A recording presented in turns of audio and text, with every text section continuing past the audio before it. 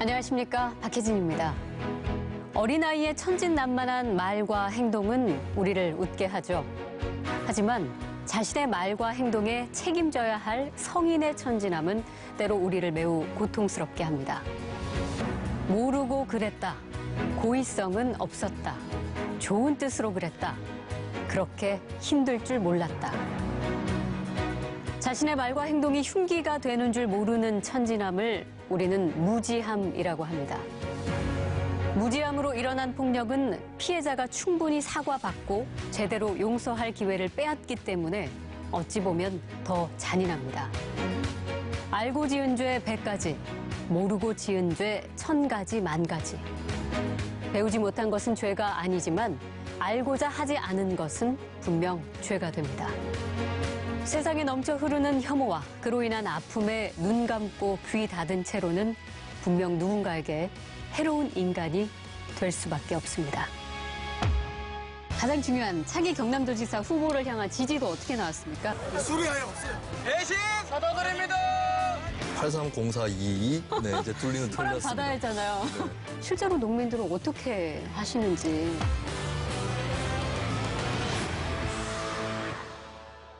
여론조사 경남을 묻다. 숫자에 나타난 경남도민들의 민심을 읽어줄 두 분 소개하겠습니다. 리얼미터 권순정 실장님, MBC 경남 신동식 기자. 어서 오세요. 안녕하세요. 네. 자, 두 분 근황 묻고 싶은데 더 궁금한 분들 계셔서. 경남도지사 후보 두 분. 실망하셨죠? 지난주에 어떠셨는지. 저희는 패싱 내는 것까지. 그래서 뭐 지난 5월 14일이었죠. 지방선거가 30일 남은 날 MBC 경남 뉴스데스크에 나왔더라고요. 단기간에 집중적인 정부 지원과 함께하는 투자가 이루어져야 됩니다. 그래서 저는 경제혁신 특별회계를 1조 원 이상 규모로 만들어서 도지사 직속의 경제혁신 추진단을 만들어서 직접 진두지휘하겠다. 한 단계 높은 단계 지원이 있는 산업위기 특별 지역으로 대책이 바뀌어야 됩니다. 그래서 실업자들의 구제를 위한 특단의 대책이 먼저 있어야 됩니다. 그리고 우리 청년들의 일자리 창출을 위해서 벤처, 스타트업 육성 기지를 대규모 단지로 저는 만들 것입니다. 경남의 산업 구조를 군수산업으로 재편화해야 합니다. 현재 경남도청 자리에 군수산업, 산학연, 군 클러스터를 만들어서 집중하도록 하겠습니다. 김경수 후보와 김주근 후보는 녹화로, 김태호 후보는 생중계로 뉴스에 참여해서 주요 공약과 포부를 밝혔습니다. 그래요? 김태호 후보만 생중계로? 네네. 원래 두 후보 모두 생중계로 참여할 계획이었는데 드루킹 특검하고 의원직 사퇴 처리가 국회 본회의가 있었잖아요. 네네. 김경수 후보가 사실 내려오기로 했었는데 국회에 있느라고 일정이 안 돼서 그래서 사전 녹화를 했고요. 예. 의원직 사직간 처리를 해서 김해을 보궐 선거도 치르는 걸로 결정이 났습니다. 그렇죠. 다행입니다. 네. 그 14일 국회 본회의 장면 보니까 김경수 후보랑 자유한국당 김성태 원내대표가 이렇게 악수하는 장면이 포착이 됐더라고요. 그래서 저 두 사람 저때 저 마음은 어떨까 좀 궁금하기도 했습니다. 두 분 다 진주 출신 아닌가요? 맞습니다. 그렇죠. 맞습니다. 그냥 선후배로 서로 잘 지내시는 사이죠. 네. 자, 오늘도 고안스트라다무스의 상상은 현실이 될지 하나둘 살펴보도록 하겠습니다. 15일, 16일 네. 이틀 동안 실시된 거죠? 네. 예. 네. 자, 가장 중요한 차기 경남도지사 후보를 향한 지지도 어떻게 나왔습니까? 네, 지금까지 총 5번 조사를 했어요. 네. 그래서 이번 결과는 김경수 후보가 54.4%가 나왔습니다. 김태호 후보가 34.2%가 나왔습니다. 두 후보 다 아주 미세하게 올랐습니다. 네. 3위는 김유근 후보가 4.0%, 기타 후보 1.6%, 없음 잘 모름, 부동층이죠. 부동층이 5.8%가 나왔습니다. 그러니까 5차례를 선으로 쫙 연결해 보면 약간 이제 칼 같아요. 앞에 이제 손잡이가 있고 네. 칼 같은 느낌이 드는데 정상회담의 조정 국면이 지금은 이제 조정 국면이 완료가 됐다라고 저는 보고요. 이제 이후에 이제 새로운 변화, 새로운 어떤 이슈라든지 요인에 의해서 좀 지지율을 출렁거릴 것인지 네. 그 부분이 이제 관심 포인트가 되지 않을까. 그래요. 근데 새로운 이슈라는 게 사실 중앙 이슈잖아요. 우리가 늘 말하는 앞으로는 뭐 북미 정상회담이 있을 것이고 네, 그렇게 네. 특검 법안 놓고 그렇습니다. 그래서 뭐 그런 것들이지 않을까 싶은데. 맞습니다. 예. 지금 북미 정상회담에 대한 관심도 그리고 드루킹 사건에 대한 관심도 네. 이 두 개를 비교해서 한번 추정을 한번 해보았습니다. 예. 그래서 이번엔 일반 그 대국민 그 여론조사에서는 잘 쓰지 않는 방식의 설계를 했어요. 어떻게 해요? 그러니까 자신이 제일 관심이 그 떨어진다라고 했을 때 1점 그리고 관심이 제일 높아라고 하는 9점을 스스로 선택하게 해서 네. 점수를 좀 비교를 해봤거든요. 그래서 1.9점을 100점 만점으로 환산을 해봤습니다. 예. 환산을 해봤더니 드루킹의 평균 점수가 49.4점의 관심도가 나왔고요. 네. 북미 정상회담의 관심도는 72.9점이 나왔습니다. 그러니까 상당한 격차가 있었던 거죠. 드루킹 사건 관심도는 상대적으로 북미 정상회담에 비해서 낮았다. 예. 그 드루킹이 구치소에서 한 언론사에 편지를 보냈단 말입니다. 네네. 저도 읽었는데요. 네, 그 매크로라는 프로그램을 네. 허락을 받았다. 네. 김경수 후보에게 뭐 그 네. 연관성을 주장하는. 네. 김경수 후보는 이에 대해서 좀 황당하고 어처구니 없는 소설 같은 얘기라고 비난을 했습니다. 아울러서 이 검찰의 검은 거래까지 제안했는데 의도가 무엇인지 뻔하다. 그래서 뭐 검찰 측 그 축소 수사 의혹을 주장한 거죠. 그렇죠. 그래서 이제 편지를 기사화한 언론사에도 좀 문제가 있는 거 아닌가라고 네. 이제 비판의 날을 세웠습니다. 분명히 경고합니다. 사람 잘못 봤습니다.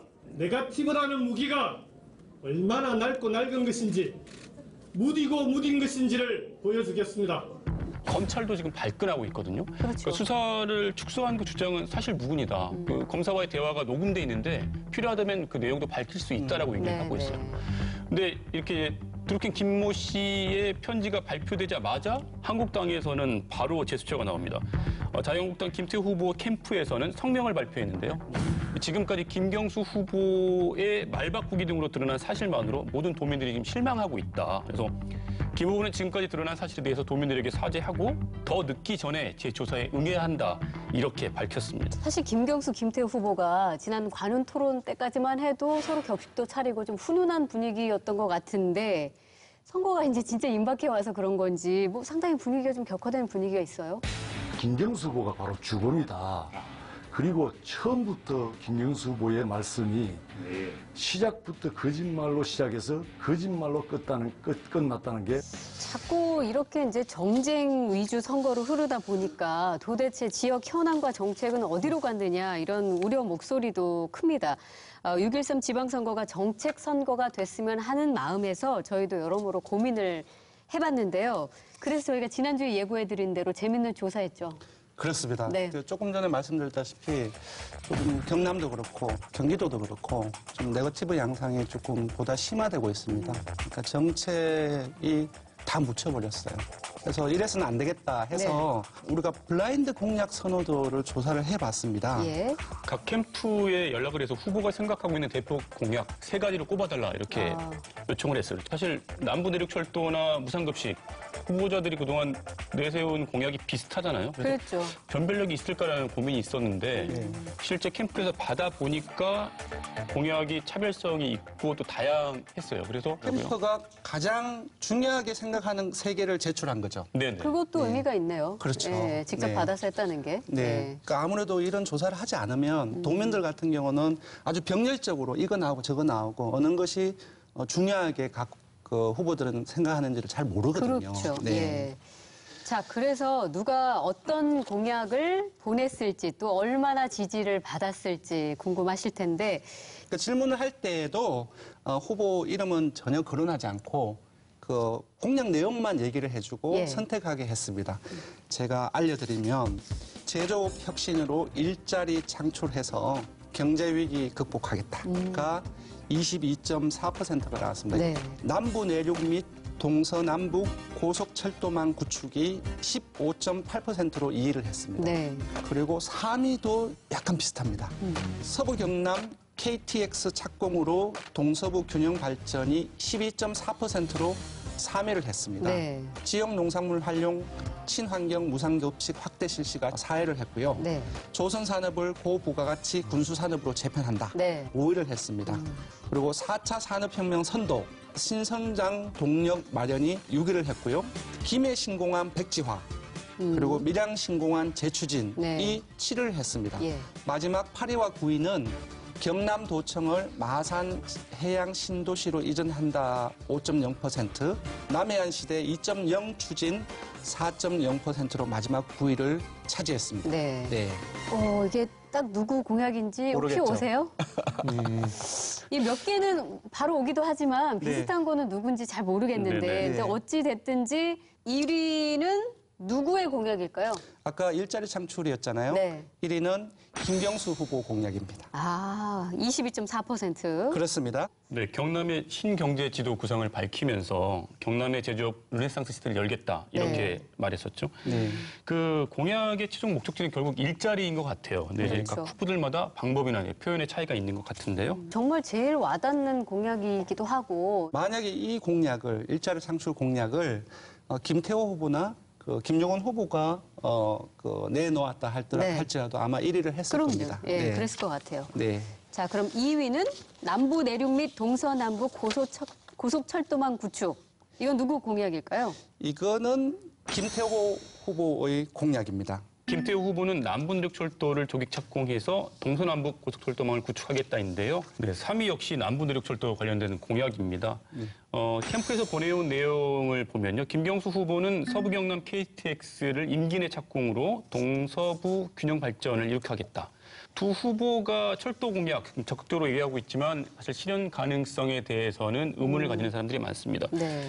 김경수, 김태우 후보 모두 민자가 아닌 정부 재정 사업으로 추진하겠다고 밝히고 있거든요.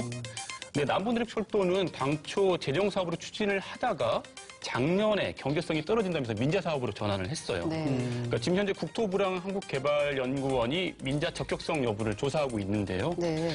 두 후보 공약대로 재정 사업으로 추진되면 일단은 경남은 도민 부담이 줄고 사업의 안정성은 있습니다. 그렇죠. 하지만 타당성 조사를 다시 해야 돼서요.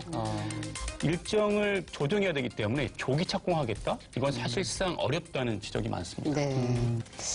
자, 4위는 지역 농산물 활용 친환경 무상급식 확대 실시거든요. 근데 저희가 지난주에 봤잖아요. 세 후보 다 무상급식 찬성했기 그리고 선거 초반에는 때문에 김태호 후보 측에서 무상급식을 선점했잖아요. 가장 선점을 했었습니다. 네, 예. 근데 요번에 제출한 후보는 바로 김경수 후보 측입니다. 그래서 4위 친환경 무상급식 확대 실시는 김경수 후보입니다. 김태우 후보 측에서는 상당히 좀 아쉬워하시는 부분도 있을 것 같아요. 그렇습니다. 선점을 했던 공약인데. 예, 선점을 했는데 정작 제출은 하지 않으셨어요. 그렇죠. 다른 공약을 제출했기 때문에. 네. 네. 조선 산업을 고부가가치 군수 산업으로 재편한다. 이게 9% 지지를 받았는데 그렇습니다. 이건 어느 후보의 공약일까요? 이거는 김유근 후보의 공약입니다. 아. 네. 경남 지역의 조선 산업이 이제는 한계에 부딪혔다 이런 지적이 있어요. 그래서 실제 진해에 지금 해군 부대가 있기도 하고요. 네. 대우조선 같은 경우도 잠수함 사업을 하고 있거든요. 그래서 네. 창원 도시 자체를 군수 도시로 만들어 보자라는 게 김주근 후보의 플랜입니다. 자, 이제 나머지 공약의 주인공까지 다 밝혀서 이 지지도랑 함께 매치를 좀 시켜보면 또 재밌는 결과가 나올 것 같은데. 네. 예. 지금 막 복잡하잖아요. 네. 9개 너무 많고. 저도 헷갈리거든요. 그러니까요. 이것을 후보별로 한번 묶어봤습니다. 네. 김경수 후보의 공약 선호도가 47.1%가 나왔습니다. 아까 말씀드렸다시피 일자리 창출, 서부경남 KTX 착공, 그리고 친환경 무상급식 확대 실시의 합의입니다. 네. 그 다음에 김태호 후보가 27.3%의 공약 선호도가 나왔습니다.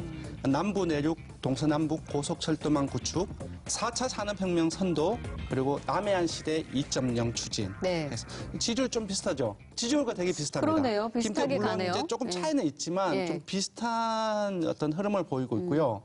마지막으로 김유근 후보는 조선산업을 고부가가치 군수산업으로 재편, 예.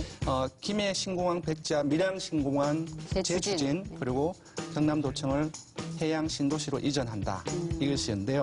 무려 21.4%가 나왔습니다. 이번 주에 김유근 후보의 지지율이 4%였으니까 거의 5배 정도네요. 본인 지지율보다도. 이게 조금 그 분석을 해봤더니, 그러니까 김경수 후보 같은 경우는 경제, 일자리, 네. 그리고 어떤 교육 복지 부분들, 그리고 개발 이슈, 예. 교통 문제에 대한 개발 이슈거든요. 사실 이 세 개는 상당히 좀 유권자들로 선호를 받는 어떤 공약이고 이 세 개가 좀 밸런스가 잘 유지가 되었다. 네. 그래서 블라인드엠에도 불구하고 많이 나오지 않나 싶고요. 예. 그리고 김태호 후보의 공약이 약간 아쉬운 지점은 뭐 4차 산업혁명, 남해안 시대 2.0 다 중요하고 많이 얘기가 되는 거지만 추상적입니다. 이거는 구체적인 공약이라기보다는 네. 비전에 가까운 거거든요. 예. 그래서 도민들이 들어봤을 잘 때 와닿지가 않는 와닿지 거죠? 않는 거죠.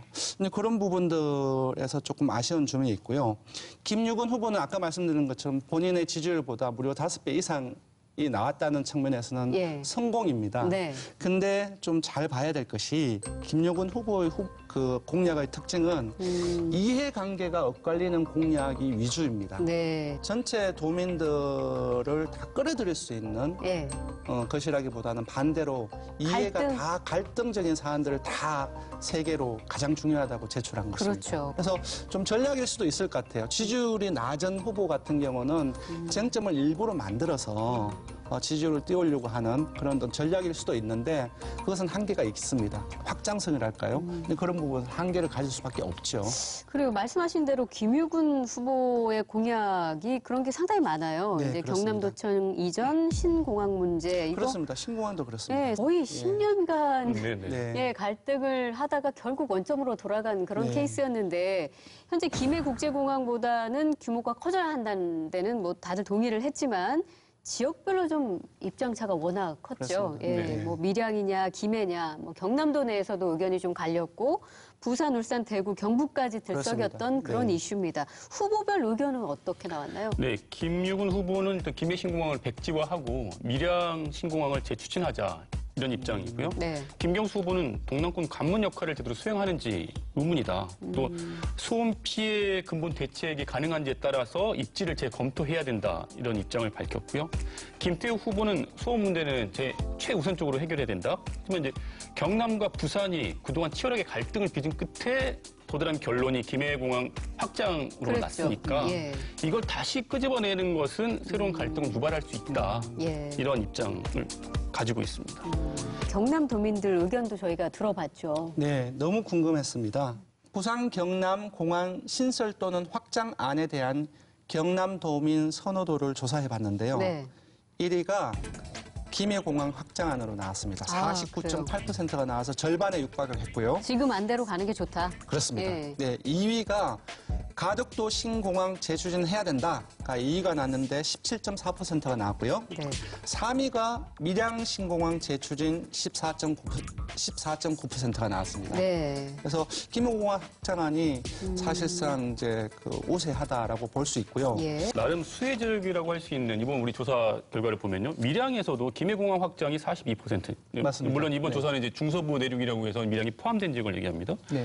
밀양이 포함된 중서부 내륙에서도 김해공항 확장이 42.5%, 밀양 신공항 대춘이 20.1%예요. 네. 또 소음 피해가 예상되는, 그러니까 조사에는 동부권에 김해랑 양산이 포함되는데 여기서도 김해에서 김해공항 확장이 52.6%, 가덕도 신공항 대추진은 26.6%. 맞습니다. 전 지역에서 그 김해공항을 확장해야 된다는 의견이 많았습니다. 네. 네. 이게 10년 넘게 정말 우여곡절 끝에 내려진 결론이 김해잖아요. 이제 그만하자. 그래서 이제 그만하자 약간 피로감이 오지 않았을까 그런 생각도 듭니다. 더 이상 논란이 되지 않길 바라는. 그리고 이제 저희가 앞서 그 드루킹 댓글 조작 사건 관심도 조사에서도 뭐 나타난 결과지만 정치인과 언론에서 주목하는 사안이 시민들이 바라는 정책과 꼭 이렇게 비례해서 가진 않는다. 다소간의 간극이 좀 있다. 이렇게 보여지네요. 중앙선관위 홈페이지에 들어가 보면 정책 공약 알림이라는 칸이 있습니다. 네. 여기 보면 우리 동네 언론 이슈가 있고 의회 이슈 두 가지가 있어요. 네. 도내 언론 이슈는 무상급식이 5위, 신공항이 19위였어요. 그리고 의회 이슈는 학교 교육 학생이 1, 2, 3위, 무상급식이 15위입니다.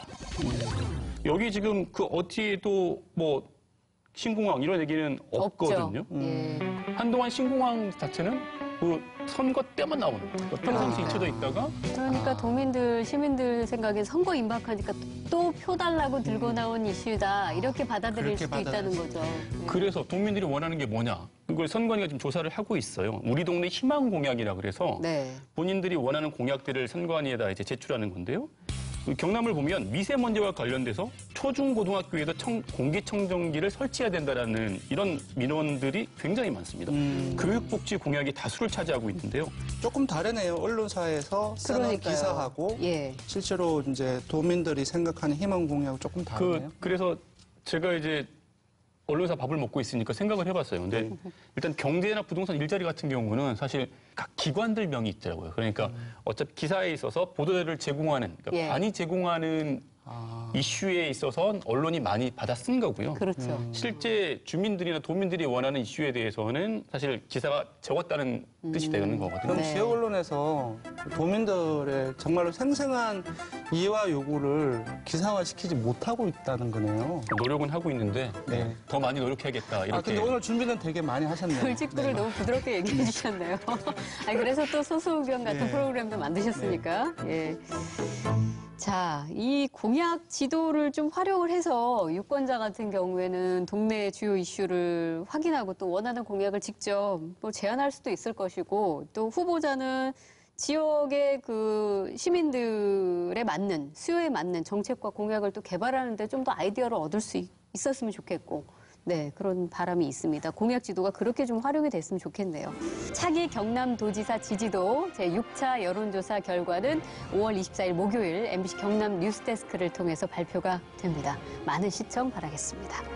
자, 저희는 또 다음 주에 뵙죠. 기대하겠습니다. 네. 고맙습니다.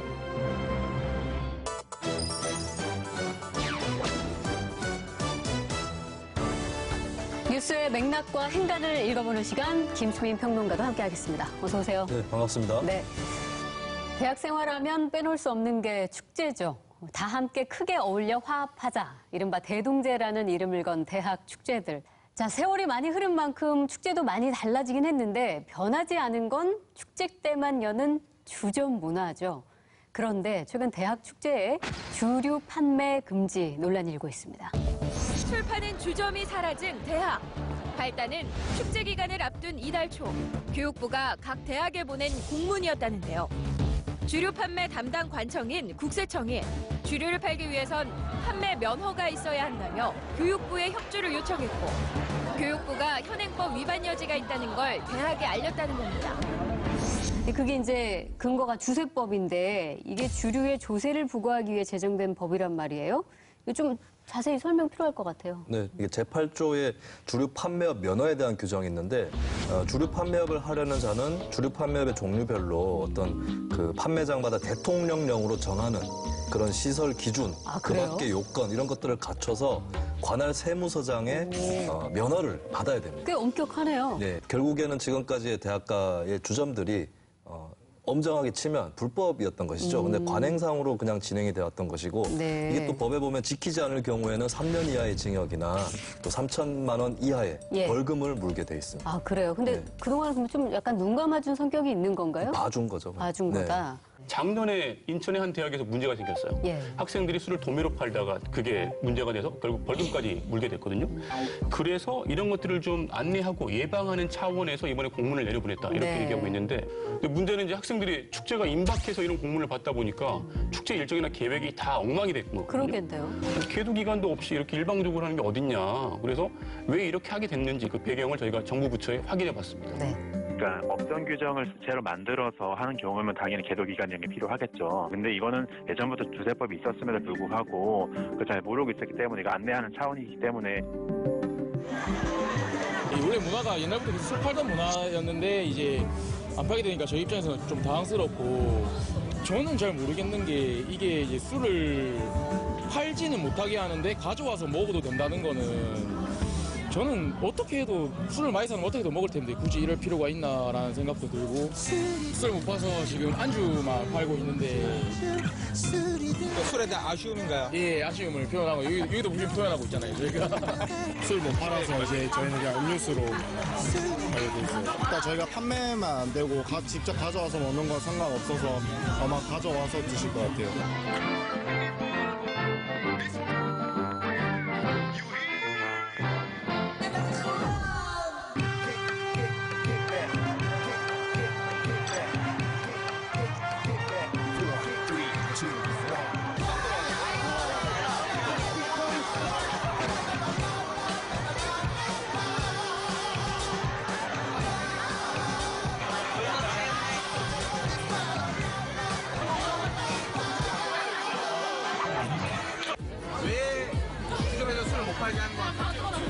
안 그래도 만약에 술을 많이 마시다 보면 사람이 제정신이 아닐 수가 있으니까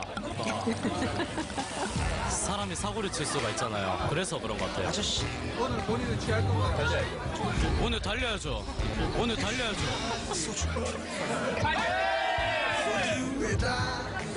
대학교 처음 돌아와서 축제 분위기도 즐기고 싶고 그래서 이제 여기서 한번 먹어보고 싶어서 사왔어요. 저기 앞에 편의점에서 사와 주신다고 하더라고요. 그런 것도 앞에 있더라고요. 호비 쓰시고 이렇게 펜만 들고 말씀해 주시는 분들이 있어요.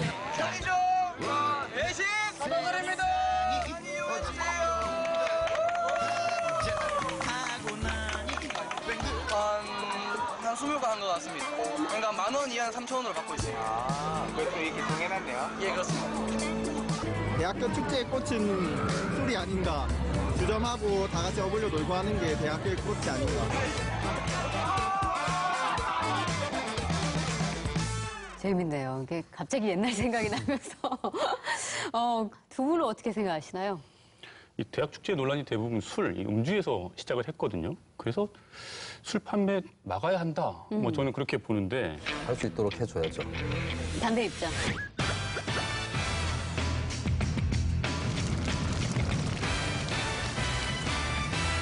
저 같은 경우는 이제 저도 축제 때 그 주점 활동을 했었고요. 네. 저 같은 경우는 이제 친한 형이랑 둘이서 그 노점 리어카를 지키기 위해서 네. 노숙을 했었습니다. 아, 밤에 학교 그래요? 거리에서. 예. 네. 그렇게 해서 제가 노점 리어카를 지키면서 대학가의 역사를 한 벽돌 한 장은 놨다고 너무 생각하는데 거창해지는데요? 그것을 지금 교육부와 예. 국세청이 국가 권력을 가지고 허무는 것이 아닌가 대단히 화가 납니다. 근데 분노와. 그 주점 운영이 사실 굉장히 비민주적이에요. 왜요? 예를 들면 네. 제일 복학생에 있는 꽉 학회장 정도의 윗기수 선배들이 그 막내를 다 모아놓고 다 집합해. 그래가지고 막내 중에 저희는 그렇지 않았어요. 여학생들 중에 이건 사람의 문제입니다. 아, 그렇습니까? 신 기자님 얘기하신 거 아니에요? 여학생들은 홀서빙, 남학생들은 뒤에서 이렇게 뭐 주방 네. 안 보이는 데 가서 이렇게 짱 박혀 있어. 집 나눠. 네. 그리고 복학생들은 술상무 앉아가지고 테이블에서 손님 접대하고. 근데 저는 또 하나 궁금한 게 이게 주세법 때문에 축제 때 술 팔면 안 된다. 지금 그 문제가 대두됐는데 사실 술과 함께 그 안주거리로 조리도 하잖아요. 네. 그건 괜찮은 거예요? 아니요, 조리도 식품위생법에 따르면은 하는 것이 불법이 될 수가 있습니다. 심지어는 PC방에서 라면 네. 조리하는 거, 만화방에서 하는 거, 뭐 일일 호프 이것도 다 불법이 될 수가 있는 게요. 주세법에 따라서 주점만 막고 그럼 네. 조리 행위는 괜찮은 거냐? 그 요리와 그리고 술 간의 형평에도 맞지 않는다. 축제 때 술이 문제다. 술을 추방해야 된다. 이 사고방식을 추방시켜야 된다고 봐요. 아니 근데 네, 술이 무슨 잘 죄냐, 들어보면 술을 완전히 추방하자는 얘기도 네. 아니에요. 왜냐하면 대학 내에서 술을 판매하는 걸 금지하는 것이지 그렇죠. 금주령하고는 조금 다르거든요. 그러니까 예를 들어 바깥에서 술을 사가지고 들어와서 마시는 건 문제가 없다는 거잖아요. 네. 지금. 그러면 각 지자체에서 축제를 할 때도 사실 몽골 텐트 쳐서 음식점을 운영하잖아요. 그렇죠. 그럼 이거는 불법이냐 아니냐.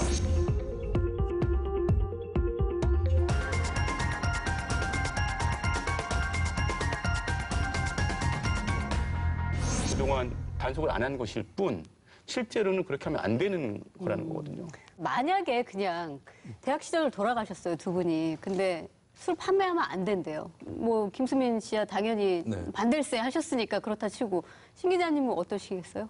대학생이다 생상하시고 다시. 대학생이다 생상하고. 입장이 좀 달라지실 것 같죠? 지금 본인의 대학 시절이 있기 때문에 네. 그렇죠. 아니 양심이 있어서 그렇죠. 네, 쉽게 얘기하실 수 없을 겁니다. 지금 입장을 바꾸시겠다는 말씀이십니까? 지금은 그때는 제가 벌쓸 시절이고요. 지금은 상황이 달라져서. 자, 이 두 분이 뭐 과거로 치자면 아마 두 분의 의견이 갈리지는 않을 것 같습니다. 그런데 지금 두 분의 의견은 팽팽하게 나뉘고 있기 때문에 실제로 이 문제가 거론이 되면서 무알콜 축제를 진행하고 있는 곳이 있다고 해서 저희가 다녀왔습니다.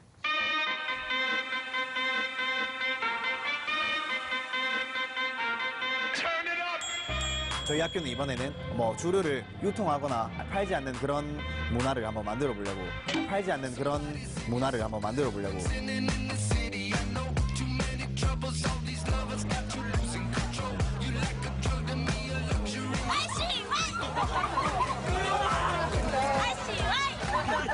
안 팔아요. 저희 나고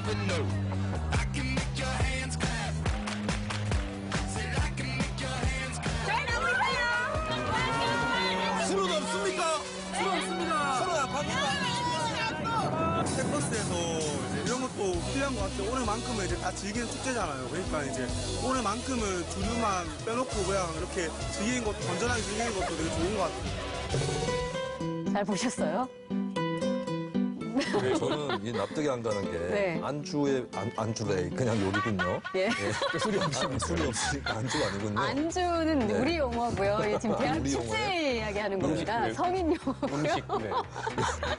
요리에 보니까 야채 곱창, 네. 집 이런 게 있어요. 네. 어떻게 그냥 이걸 먹습니까? 술 없이. 술 없이. 오늘 그 보셨지 않습니까? 사이다. 네. 술 안 먹고요. 네. 재밌게 놀 수 있는 방법도 있지 않나요? 예전에 지금 막 머리가 핑핑핑 돌긴 하는데 네. 도대체 무엇을 해야 되나? 네, 저도 술이 없이는? 네, 못 짜겠어요. 계획을. 술 안 먹고도 축제 잘할 수 있죠. 사실 네. 각 과도 있지만 동아리에서도 사실 행사를 많이 주최하잖아요. 그러니까요. 각 공연들도 많이 하고 음악 동아리는 각종 콘서트 같은 네, 공연들을 밴드 그때다 무대도 하고 있을 맞습니다. 거고. 그리고 굳이 꼭 주막을 해야만 축제다 저는 보기에는 뭐 동의할 수 없어요. 저도 한번 생각해봤어요. 이게 과연 이제 음주로 인한 축제 때 사고들이 종종 올라오잖아요, 뉴스에. 그래서 네. 사실 그거 좀 조심을 해야 할 필요가 있겠다 싶은데 지금 이렇게 주류 판매를 막더라도 사실 술이 아예 없을 수는 없겠다는 생각이 들거든요. 그럼 그렇죠. 아까처럼 외부에서 학교 근처에서 술을 사가지고 와서 이제 뭐 같이 나눠서 먹는 정도. 그 정도는 할 수 있지 않을까? 이제 그렇게 조율이 좀 되지 않을까 싶은데. 그렇죠. 이제 대학 축제도 좀 변할 때가 된 것 같아요. 그러니까 이게 축제의 하이라이트가 주막이 돼서는 안 된다는 생각을 하거든요. 사실 그 대학이 그 사실 지역 사회와 같이 가잖아요. 그래서 대학만의 축제가 아니고 지역 주민들도 같이 끌어들일 수 있는 축제가 되려면 사실 낮에 하는 행사들도 많이 만드는 게 오히려 주민들을 불러 모으는 효과가 있지 않을까. 술을 안 팔고 있으면 주민들이 앉을까요? 오래 앉아 계실까요? 주민들이 꼭 술을 다 좋아하시는 건 아니에요. 그렇죠. 술을 안 좋아하시는 분도 계시거든요. 네. 아이들과 같이 산책할 겸해서 대학교에서 행사를 하네 해서 이렇게 쭉 그렇죠. 아이들 유모차 밀고 돌아다니면서 근데 술 팔고 있어. 그러면 아이들 때문에 못 가잖아요. 전라도에 있는 순천대학교, 군산대학교 사례 같은 경우는 아예 그 동네 축제로 만들었대요. 그래서 거리에서 퍼레이드도 하고 그리고 토크 콘서트나 강연들을 마련해서 주민들을 초청하고 실제 지역의 축제로서 이렇게 성공하는 사례들이 있거든요. 그런 사례들이 인용하면 뭐 충분히 가능하지 않을까라고 생각은 해요. 그러니까 글쎄요, 술은 늘 술이라는 거는 넘치면 문제인데 이번 주류 판매 금지 논란으로 대학 축제가 또 어떤 변화를 하게 될지 기대하면서 소수견 한마디씩 해주시죠. 이번에 공론화된 만큼 이번 기회에 달라진 대학 축제 문화를 만들어보는 건 어떨까 제안을 해봅니다. 근데 이렇게 말하면 고대 소리 들 것 같은데? 언론 보도에서 대학생들의 안타까운 그 마음을 담은 반응들을 많이 봤는데 제가 도저히 용인할 수 없는 반응이 하나 있었습니다. 뭐죠? 그렇다면 선배들도 처벌해라 라고 하는 반응이 있었거든요. 제가 그 학생에게 제가 말씀을 드리겠습니다. 네. 껴주세요. 다음번에 불러주세요.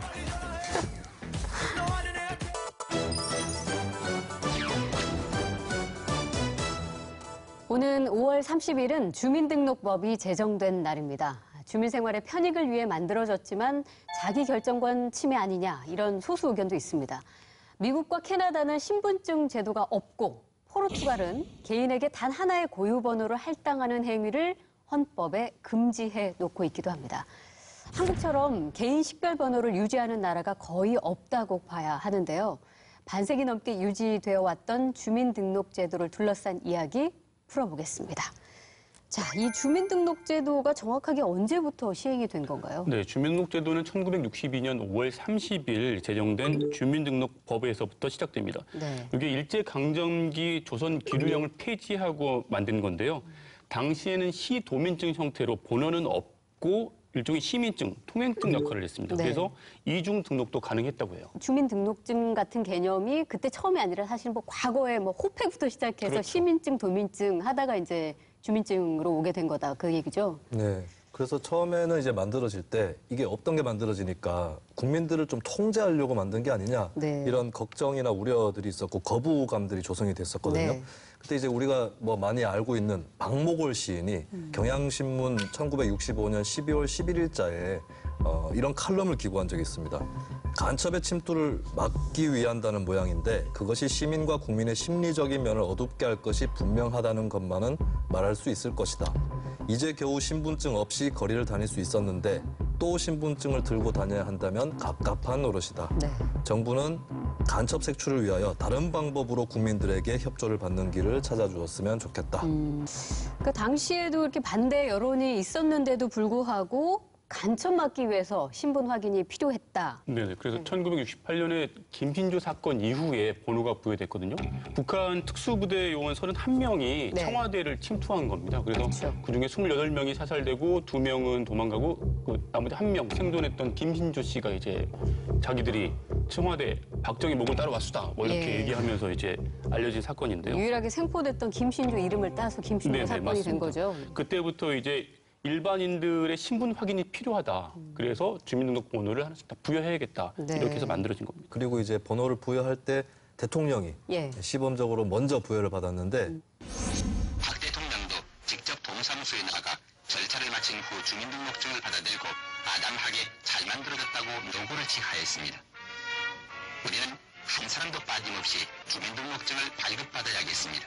박정희 당시 대통령의 주민번호는 110101100001 거의 뭐 이진법 그러네요. 숫자를 반복해 하는 굉장히 간단한 번호였습니다. 뭐 어떻게 보면 진짜 절대적 어떤 지위를 상징하는 이진법으로만 구성된 제2로 주민등록증이네요. 그렇죠. 넘버원이라는 것이 번호에 나와 있는 그 부인이었던 유경수 영부인의 번호도 만만치 않습니다. 110101 앞에는 똑같고요. 네. 이제 여성은 2로 시작하기 때문에 200002. 예. 그 우리가 보통 알고 있는 주민번호의 앞자리 6자리는 이제 생년월일이잖아요. 네. 근데 뒷자리, 주민번호 뒷자리 보면은 사는 지역까지 알 수 있다면서요? 두 번째 자리부터 다섯 번째 자리가 지금 사는 지역을 알 수 있는 건데요. 네. 저희 박혜진 아나운서가 혹시 48번에서 54번 여기 안에 들어가지 않습니까? 이거 지금 공정부에 제 개인정보 누출되는 건가요? 대답하기가 상당히 꺼려지는데 아무리 방송이지만. 부인하지 않으시면 맞는 걸로. 구미에서 오셨으니까 경상북도. 네네. 제가 맞추겠습니다. 맞추겠습니다. 야바위 하시는 것 같아요. 70번에서 75번. 그 사이에 들어가죠. 네. 아, 그래요? 이게 지역별로 숫자가 다 부여가 돼 있어서 심지어 앞자리 두 개는 이제 어느 도인지 그리고 네. 나머지 두 개는 읍면 동사무소 주민센터 번호까지 부여가 돼 있다고 합니다. 네. 그래서 실제 문제가 된 게 세종시 같은 경우는 44번을 부여했는데 일부 읍면동 같은 경우 뒷자리 수도 44번이 나온 거예요. 그럴 그래서 수 있죠. 예. 4444 예. 이렇게 돼서 주민번호에 4가 너무 많이 들어간다.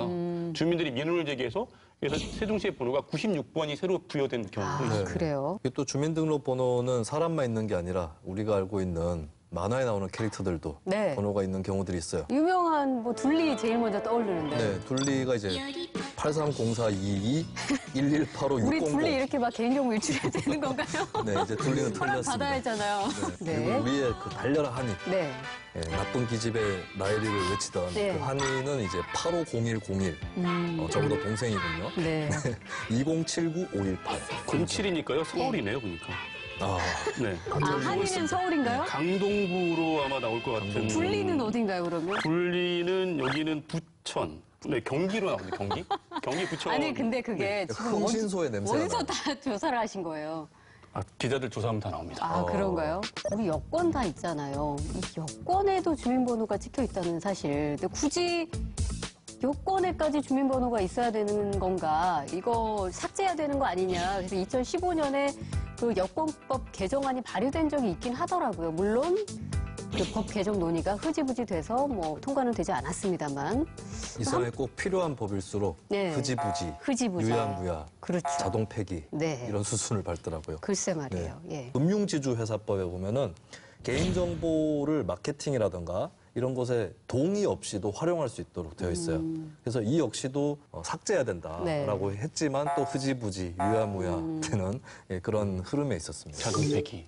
네, 자동 그렇죠. 폐기. 예. 특히 최근에는 우리 지역의 공공기관의 개인정보가 누출되는 경우도 있어서 더욱 우려스러운 상황인데요. 네. 지난달 창원시청의 인터넷 홈페이지에 청년 구직수당 지급 대상자를 공고하면서 신청자 1,140명의 이름과 주민번호, 주소, 가구 소득, 미취업기간, 부양가족 수 등의 개인정보가 모조리 다 노출이 됐습니다. 네. 중국에서도 참 이런 정보들을 유용하게 쓰고 있습니다. 네. 한국인의 주민번호가 판매가 되고 있다, 판매하고 있다라는 중국의 그런 광고가 심지어 광고로. 네, 실린 적도 있었다고 하는. 그래서 우리는 이제 유출당했을 뿐만 아니라 상품화된 사람들이다라고 볼 수가 있겠죠. 무섭네요. 이렇게까지 얘기 들으니까 진짜. 정부 5만개 단위로 5만 원씩 거래. 너무 싼 거 아닙니까? 그렇죠.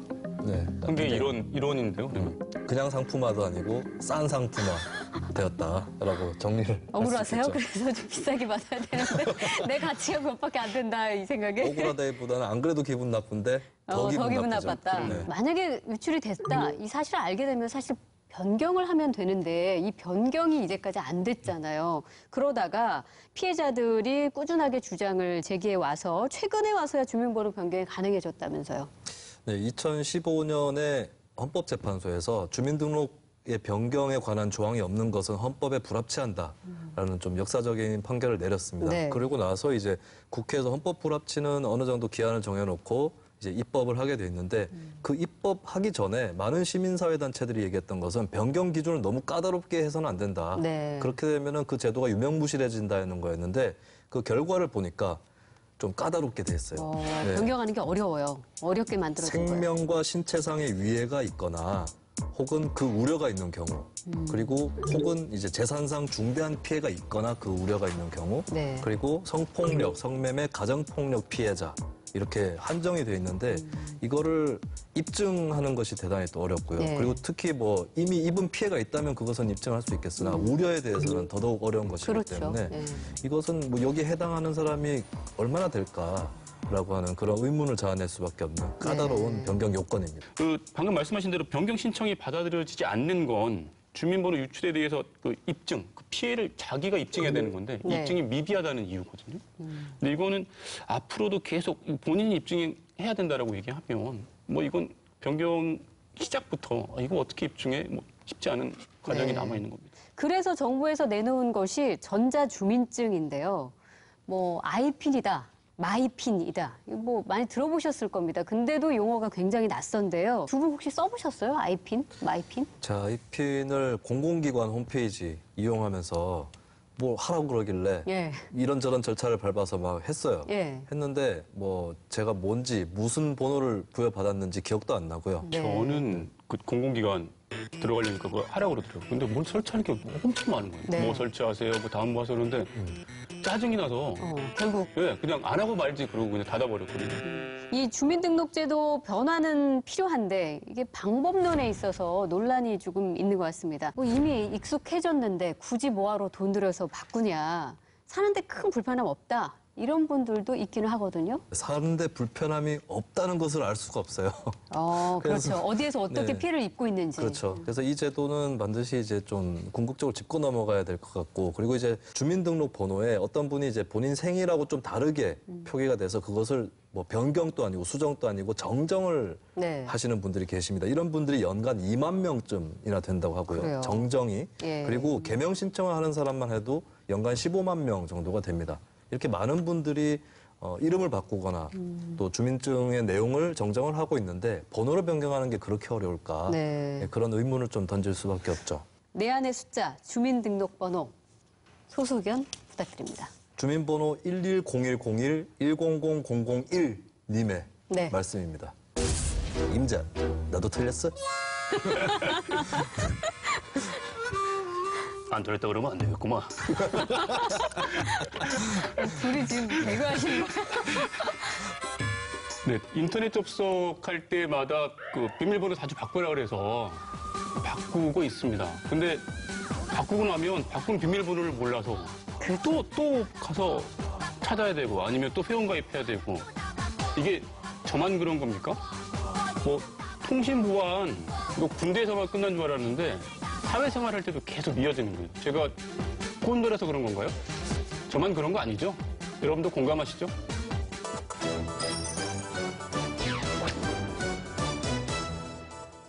차라리 폐기 보상금을 받는 게 낫다. 힘들여 지은 양파밭을 갈아엎는 성난 농심. 사실 한 해 두 해의 일이 아닙니다.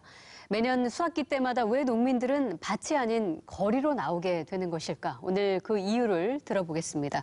전국 농민의 총연맹, 부산 경남연맹 김성만 의장 나오셨습니다. 네, 어서 오십시오. 네, 경남 지역은 양파, 마늘 주요 산지이기도 해서 좀 마음이 더 안타깝게 그렇게 들으실 것 같아요. 예. 마침 올 봄에는 날씨들이 굉장히 좋아가지고 네. 마늘, 양파가 굉장히 이제 풍년인 것으로 예상이 되고 있습니다. 네. 뭐 농민들이 풍년이 들면은 기뻐해야 되는데 그렇죠. 수확을 할 수가 없는 상태죠. 인건비가 나오지 않을 정도니까. 그럼 왜 이렇게 가격이 떨어진 건가요? 가격이 떨어지는 요인들이 몇 가지가 있는데 우선 가장 크게 이제 재배 면적이 정부가 애초에 한 18% 정도 재배 면적이 증가할 것으로 예상을 했는데 최종적으로 통계청에 조사를 해보니까 한 35%까지 증가됐다. 네. 그래서 정부 예측에 실패에 대한 부분도 없잖아 있고 민간 수입업자들이 또 수입량을 늘렸어요. 예. 그래서 다시 또 양파 가격이 또 떨어지고 그렇게 지금 되풀이 되고 있는 그런 상황이고 6월부터는 본격적으로 만생용 양파가 수확되기 시작하면은 지금 현재보다는 훨씬 더 떨어질 것으로 그렇게 예상하고 있습니다. 정확한 생산량 예측이 지금 중요한 것 같은 느낌이 드는데요. 그게 어려운 건가요? 지금 통계에 대한 문제를 지적해보면은 실제 생산 수확 시기에 임박해가지고 정부 통계가 나오고 있거든요. 네. 그래서 이거는 실효성이 굉장히 떨어집니다. 그러니까 이미 양파와 마늘 같은 경우는 작년 9월달, 10월달에 정식에 들어갔는데 예. 수확 직전에 이렇게 통계가 나오다 보니까 다른 작물도 전환도 이미 힘들고 이미 생산 비용은 다 들어가고 그렇겠죠. 그러다 보니까 이 통계가 이렇게 늦게 나오는 부분도 문제가 있고 예. 농민들에 대한 지금 책임도 있습니다. 이게 가격이 좀 많이 높은 품목으로 예. 쏠림 현상도 많이 생기고 있는데 예. 그래서 이런 부분들을 방지하기 위해서 저희들이 지금 생각하고 있는 게 각 농산물 품목별 네. 전국 협의체를 만들면 되겠다. 예.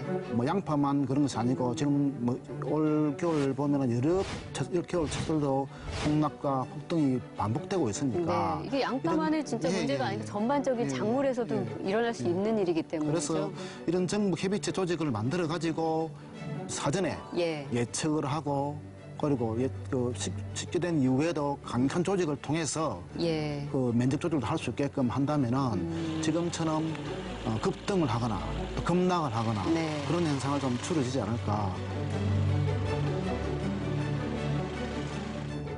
저희 옆에 이게 1.5kg라고 아까 들었거든요. 이게 실제 마트에서 이 정도 양을 살 경우에 한 3,000원? 정도 되는 것 같아요. 2,940원에 사봤습니다. 비슷하죠. 그래서 양파 가격이 이렇게 떨어졌다고들 하시는데 소비자 입장에서 체감하는 정도는 아니다. 이런 느낌인데 그건 왜일까요? 이게 지금 우리 현장에서는 요 1.5kg에 한 1,000원 정도의 경매를 나가는 그런 시스템인데 지금 유통 구조에 문제가 있는데 우리 원래 재래시장에서는 이런 양파 가격이나 농산물 가격이 많이 떨어지게 되면은 그 상인들이 이윤을 작게 남기고 많이 팔아가지고 전체 이윤을 소득을 보전을 하는데 그렇게 되게 되면은 이게 또 소비가 늘어나게 되고 그러면 가격도 올라갈 수 있는 그런 소지들이 있는데 예. 지금은 재래시장의 어떤 유통구도보다는 대형마트 중심으로 가다 보니까 대형마트에서는 그런 식으로 아마 판매를 하지 않는 것 같아요. 예. 그래서 농산물 가격이 아무리 떨어지더라도 예. 판매량은 일정하게 묶어두고 마진을 많이 남기는 쪽으로 진행을 하다 보니까 예. 농산물 가격이 떨어지도 진짜 소비자들은 그걸 느끼지 못하는 현상이 반복되고 있지 않은가 싶습니다. 유통 구조의 문제가 있을 수 있다. 그러면 어떻게 하죠? 이렇게 많은 양을 처리를 해야 될 텐데 이거 정부의 방침이나 대책이 나와 있나요? 실제 통계치에 의하면은 예년에 비해서 한 25만 2천 톤이 증가할 것으로 그렇게 예상을 하고 있는데 네. 정부 대책은 정부 수매 비축이 한 2만 톤 그리고 사전 면적 조절하는 물량이 한 1만 7천 톤 네. 도합 한 3만 7천 톤만 정부 대책에 포함되어 있고 예. 지금 현재의 대책으로는 이 양파 가격 폭락하는 걸 막을 수 없다라고 지금 판단하고 있습니다. 네. 뭐 소비 늘리고 농민들이 알아서 배기하고 수입 물량 줄이고 이런 것들이 대책으로 될 것 같으면은 예. 정부가 대책 세울 필요가 없죠. 그렇죠. 예. 근데 정말 이런 경우처럼 작황 예측을 잘못해서 가격이 폭락하는 경우에 이제 판매를 못하고 재고는 쌓이고 이런 경우에 실제로 농민들은 어떻게 하시는지. 예, 한 양파가 한 4, 5년 전에 올해처럼 그 대풍년이 들어가지고 아마 여러분들 기억하실지 모르겠는데 도로변에 양파망이 그냥 산처럼 쌓여 있는 것들을 아마 봤을 겁니다. 네. 양파는 저장을 하려면은 일정한 온 기능을 갖춘 좋은 저장고에 그렇게 저장을 해야 되는데. 예, 상하지 않게 하려면. 예, 그렇습니다. 근데 이게 그런 저장고에 저장하려면은 많은 비용이 들고. 예. 이 낮은 가격대 양파를 그런 많은 비용이 드는 창고에 저장할 수도 없고 그러다 보니까 그냥 도로변에 쌓아두고 그래서 그냥 썩어서 버리는 그런 경우들이 있었거든요. 어쩔 수 없이 눈물을 머금고 그렇게 할 수밖에 아마 없으시면서. 올해도 이 상황이라면 이런 정부 대책이라면은 또 그때처럼 그렇게 되지 않을까. 예. 실제 한 해 농사를 망치면은 빚에 대한 부채에 대한 이자도 못 갚지 뭐 생활도 어려워지고 굉장히 힘들어지는 거죠. 예.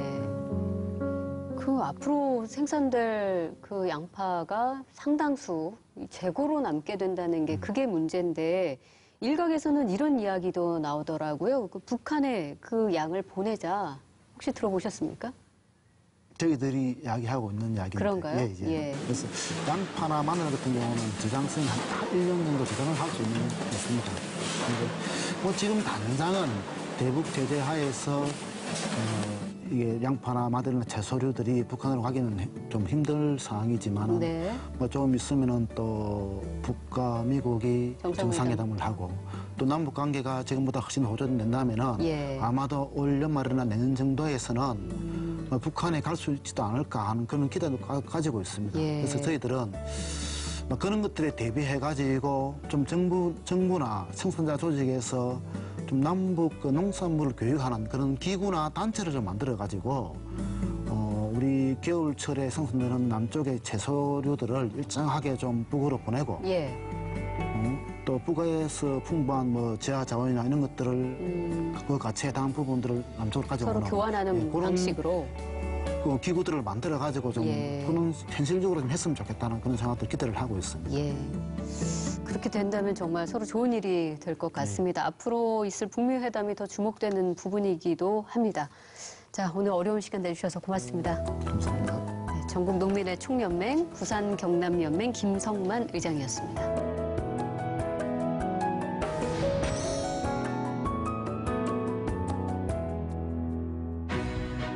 도무지 속을 알 수 없는 사람을 양파 같은 사람으로 표현하곤 하죠. 지금의 농업 정책이야말로 까도 속수무책입니다. 폭락하는 양파값과 반비례하는 문재인 정부의 상승 곡선을 보면서 서운함이 담긴 농민들의 따끔한 지적. 농업은 버린 자식이었다. 농업 정책에도 촛불이 켜지길 기대해 보겠습니다. MBC 경남 소수견 다음 주에도 더 낮은 자세로 찾아오겠습니다. It's not like I'm feeling much different than a woman my age years ago. 저희는 같이 살고 싶습니다. 그래서 저희가 사는 일상에서 평화롭게 같이 살고자 하는 것이 이 운동인데